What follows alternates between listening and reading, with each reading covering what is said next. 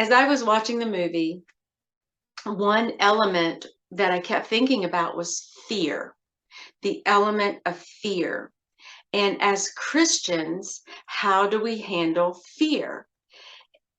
Do you have any thoughts on that? Because I'm thinking of the gentleman who played the father, the trauma that he experienced, or even the fear of the wife losing her husband. Like you Right. mentioned even earlier, we don't know the struggles that they go through back at home. It doesn't just impact them, it impacts their whole family. So did you have any ideas, or did you get any feedback on really how to handle fear in any kind of practical way? Well, one thing I appreciated, at least in the film, is how they do lean on prayer and Mhm. God, and they also use resources that are available as well. Sometimes I have a really wonderful good friend who says these amazing quotes, but he'll say, I hope I don't get it backwards. The lesson is in the blessing, or is it the blessing? The blessing is in the lesson, Okay. which is the sense of like looking for the good and the big picture. And my other favorite one that he says all the time, you can't always see the picture while you're in the frame. So you can't see Mm, what's really happening when you're in it. But when you take a step back and you look, that's where you're able to see the lessons. That's where you're able to see the blessings. That's where you're able to see the gratitude and the grace and all the wonderful things that can be recycled into something beautiful. When it comes to fear, that's definitely a hard one. I think for a lot of us, it could be a fear of something small or possibilities.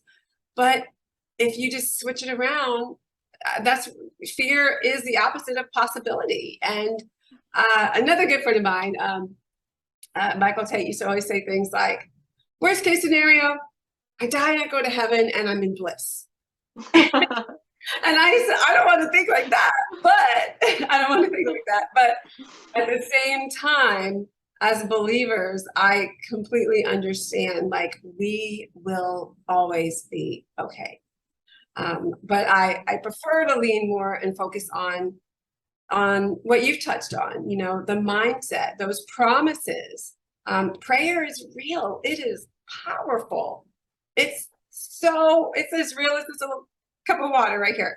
And being able to release those fears, to let them go, as I say, you know, leave it at the altar, whatever.